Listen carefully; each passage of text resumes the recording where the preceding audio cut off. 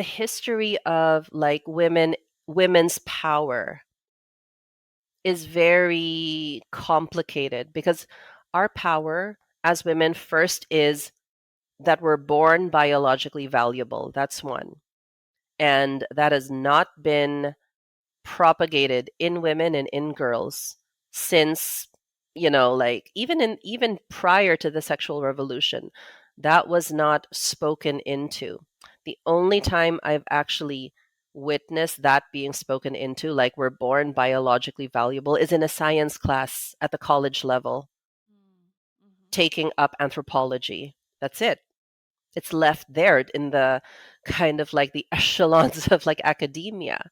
It should be brought out into the light, into like the lives of little girls and little boys, so that little boys and little girls may know from the get-go that there are differences between male and female, that a female must be protected and the feminine in her must be protected, and that little boys, they must be allowed to thrive and to discover their strength and to use it towards the protection of women, towards the cherishment of women.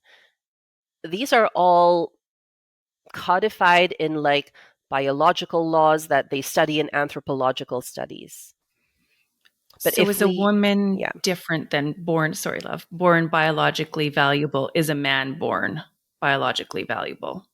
yeah, so that term, we have to understand the anthropology lens of that term, right? Yeah. So the reason why females, let's call it female, are valuable even among animals is because they carry the progeny. Like that's our function. We have wombs, we have uteruses, we have the capacity to hold life. But we need the male to be able to do that, right? And the reason why they use this word valuable is because males in nature, the characteristic is that they are disposable.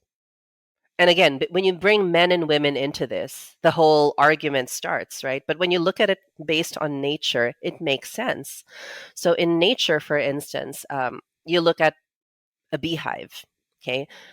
The only purpose of all the males there is to mate with the queen bee, right?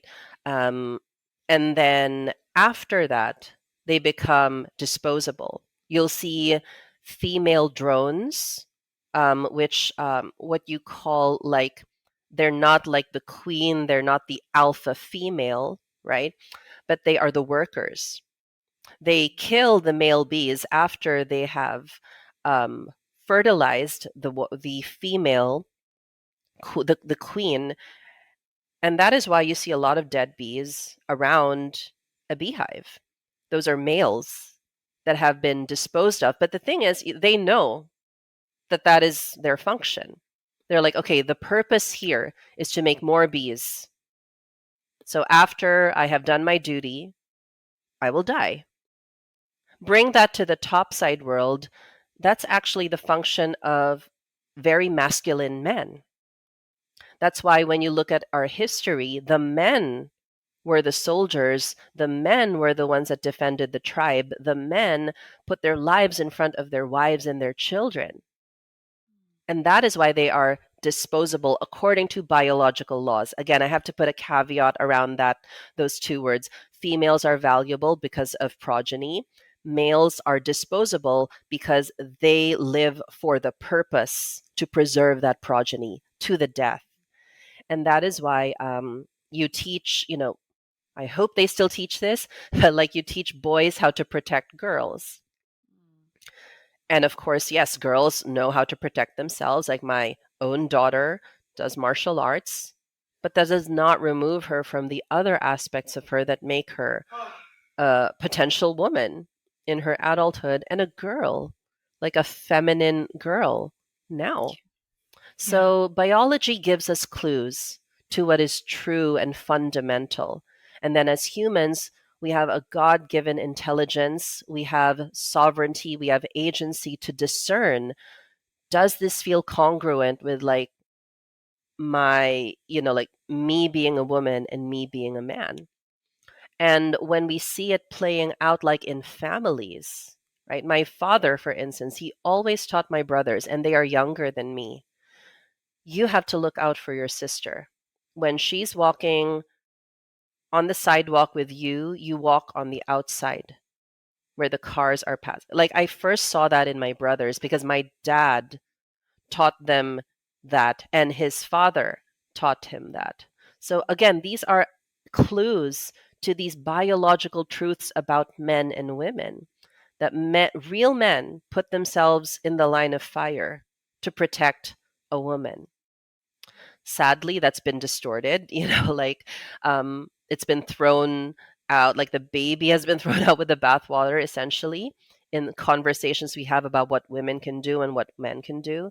But the conversation actually has to be, and Dr. Pat Allen, um, relationship psychologist, said this. She's like, women have to feel good in order to do good. And when do we feel good? When we know that we are protected, we're safe.